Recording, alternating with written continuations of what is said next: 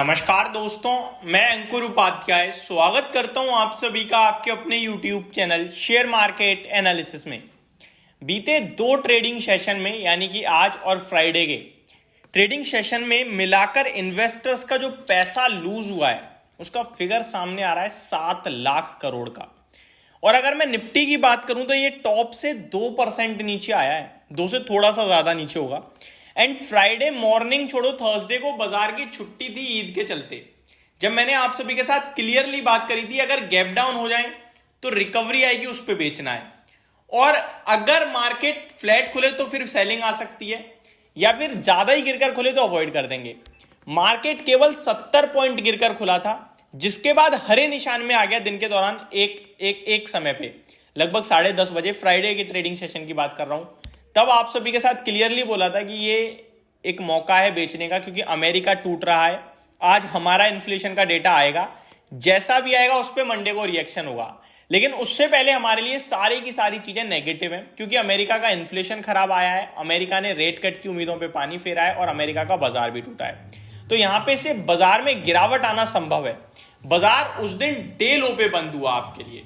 उसके बाद Saturday and Sunday दोनों दिन आप सभी के साथ एक ही चीज शेयर करी कि नया ट्रिगर बन गया है बाजार के लिए, इजराइल और ईरान। बट ज्यादा दिन नहीं चलेगा, मैं दोबारा बता रहा हूं आपको, क्योंकि मार्केट बार बार एक चीज पे रिएक्ट नहीं करता है। बट अभी तक एक भी बार इस चीज पे रिएक्ट ही नहीं किया है, ये सबसे बड़ी बात है।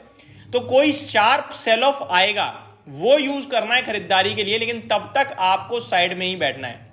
अगर हम 2024 को अभी तक देखें तो इसमें पैसा इन्वेस्टर्स का बना ही नहीं है।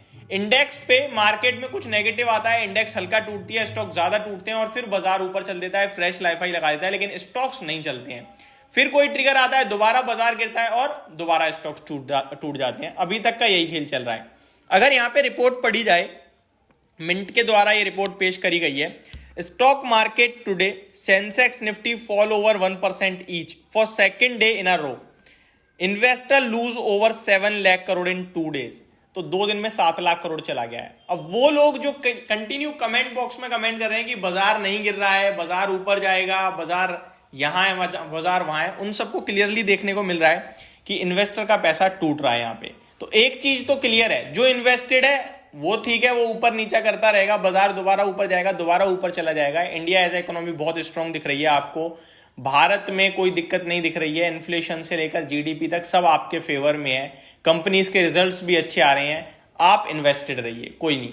लेकिन ग्लोबल सिचुएशन जब खराब होगी तो हल्का फुल्का इंपैक्ट, डेंट तो पड़ेगा इंडियन मार्केट्स पे भी। उसमें आप फ्रेश कैपिटल जल्दबाजी में ना लगाएं।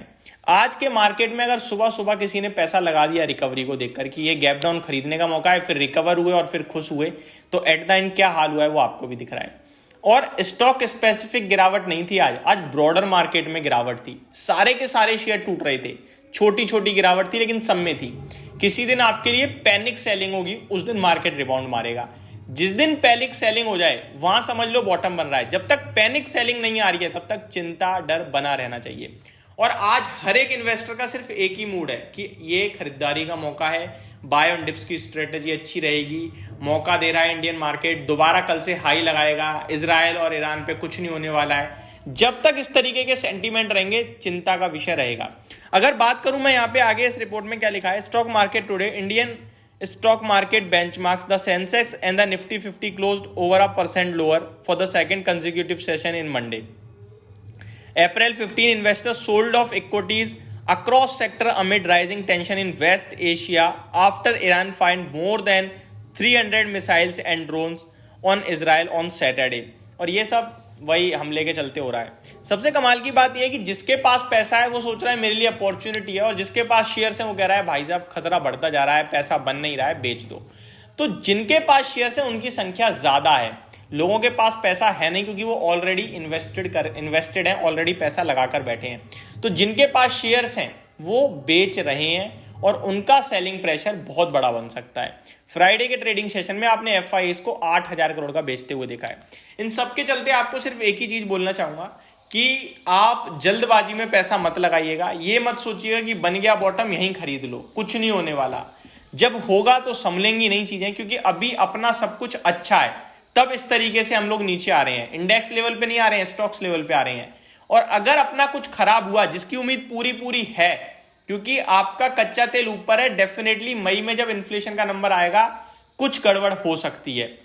और ये जो युद्ध चल रहा है इससे भी कभी भी कोई भी तनाव आ सकता है। ग्लोबल मार्केट में आएगा तो भी अपन नीचे जाएंगे, उतना नहीं जाएंगे लेकिन जाएंगे।